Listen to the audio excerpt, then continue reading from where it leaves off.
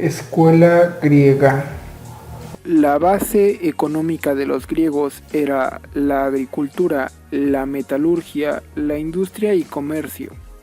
La diferencia entre lo macro y lo micro dieron lugar al establecimiento dedicado a la administración de la casa, concepto que hoy en día conocemos como economía. Algunos pensadores griegos más importantes fueron Aristóteles, quien fue el primero en plantear los problemas económicos. El Estado analizó el intercambio aislado y no el de mercado en el intercambio aislado, el trueque y la teoría del valor. Otro pensador importante es Platón, quien propuso los beneficios de la división del trabajo, la moneda autorizada y el intercambio. Otro pensador importante fue Hesíodo, que hizo un relato del nacimiento de los dioses y los recursos limitados y los deseos limitados, así como bastantes interrogantes económicas. Otro pensador importante fue Jenofontes, quien propuso la división del trabajo y la buena administración que requiere una habilidad y orden, y quizás lo más importante, que era la sabiduría para delegar el trabajo. Escuela romana. Roma no produjo ningún pensador económico importante.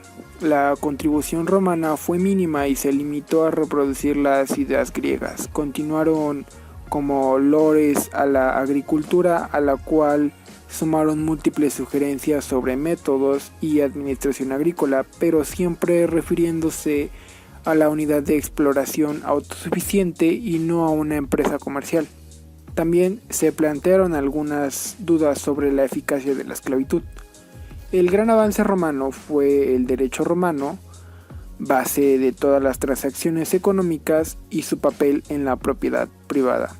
Si bien la institución de la propiedad privada se remonta a la prehistoria, fue el derecho romano el que otorgó a la propiedad su identidad formal y a su poseedor el dominium, es decir, los derechos que hoy se dan por supuestos.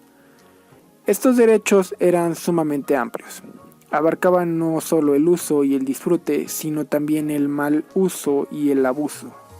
A partir de entonces, toda intromisión ajena, incluida la del Estado, no podía justificarse sin alegar alguna justificación. La Edad Antigua termina con la invasión de los bárbaros y la destrucción del Imperio Romano de Occidente, dando lugar a la Edad Media. Durante la Edad Media hay una gran influencia del pensamiento cristiano.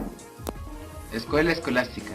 La escolástica, corriente filosófica característica de la Edad Media, tuvo su primera expresión en las concepciones de la patrística, es decir, de los padres de la Iglesia. Entre ellos se destacaron San Agustín, cuya obra fundamental fue La Ciudad de Dios, y Boecio, autor de La Consolación de la Filosofía. Durante los siglos VI y VII, la escolástica adquirió un acentuado matriz dialéctico, y el debate entre los pensadores de esta corriente se concentró en el choque entre nominalistas y los realistas. Los primeros pusieron el acento en la realidad de los conceptos, y los segundos en la vinculación de estos con los objetos sensibles. A lo largo del siglo VIII, las dos concepciones anteriores de la raíz aristotélica, platónica respectivamente, volvieron a chocar en el pensamiento de las escuelas franciscana y dominicana. Los principales maestros franciscanos fueron Alejandro de Ales, San Benaventura y Juan Duan de Escoto. Los dominicos de tendencia aristotélica encontraron sus representantes más elocuentes en San Alberto Magno y Santo Tomás de Aquino. Mercantilista. Se denomina mercantilismo a un conjunto de ideas políticas o ideas económicas de gran pragmatismo, que se desarrollaron durante los siglos XVI, XVII y la primera mitad del siglo XVIII en Europa. Se caracterizó por una fuerte intervención del Estado en la economía, coincidente con el desarrollo del absolutismo monárquico. Consistió en una serie de medidas que centraron en tres ámbitos: las relaciones entre el poder político y la actividad económica, la intervención del Estado en esta última y el control de la moneda. Así tendieron a la regularización estatal de la economía, la unificación del mercado, interno el crecimiento de la población, el aumento de la producción propia, controlando recursos naturales y mercados exteriores e interiores, protegiendo la producción local de la competencia extranjera, subsidiando empresas privadas y creando monopolios privilegiados.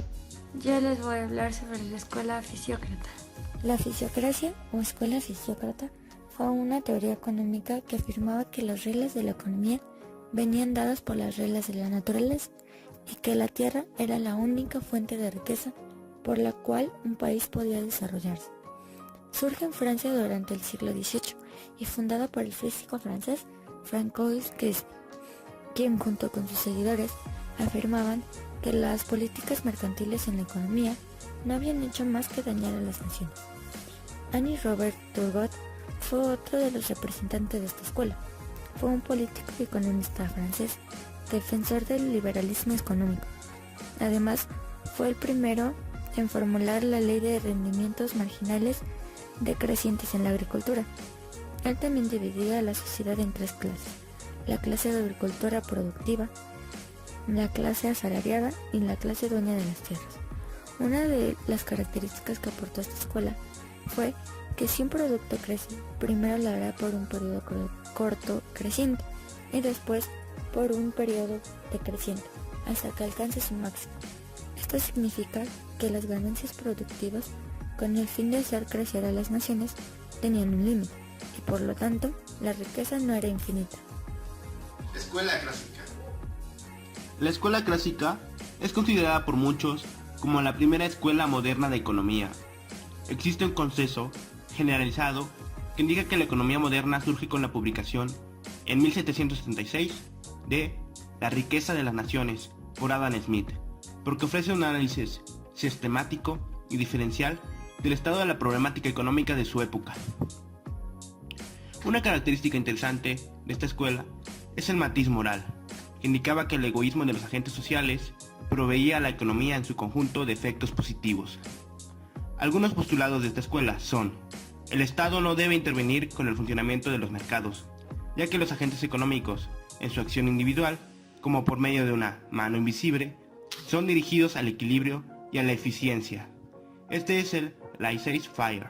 En consecuencia, las políticas fiscales, monetarias y los subsidios obstaculizan el funcionamiento del mercado. La producción ofrecida por las empresas viene determinada por el nivel de pleno empleo a través de la función de producción. Por tanto, la oferta domina sobre la demanda. La curva de oferta es vertical y es la que determina el nivel de producción y por lo tanto de equilibrio. Variaciones en la demanda tan solo producen variaciones en los precios. Marxista. Marxismo es el conjunto de doctrinas políticas y filosóficas derivadas de la obra de Karl Marx, filósofo y periodista revolucionario alemán, quien contribuyó en campos como la sociología, la economía y la historia, y de su amigo Engels, quien le ayudó en muchos de sus avances en sus teorías. Para distinguir la doctrina inicial de las corrientes derivadas, el marxismo propuesto por Marx y Engels se ha denominado históricamente como socialismo científico. Marx se propone encontrar las leyes objetivas que rigen las relaciones sociales de producción en el sistema capitalista, desenmascarando su carácter contradictorio.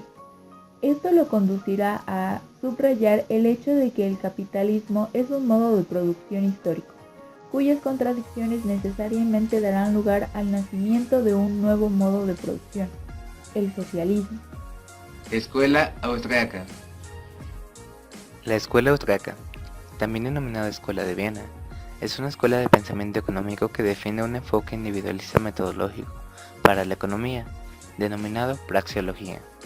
Según esta teoría, el dinero no es neutral. Las tasas de intereses y de beneficios son determinados por la interacción de una decreciente utilidad marginal con una creciente productividad marginal del tiempo y de las preferencias temporales.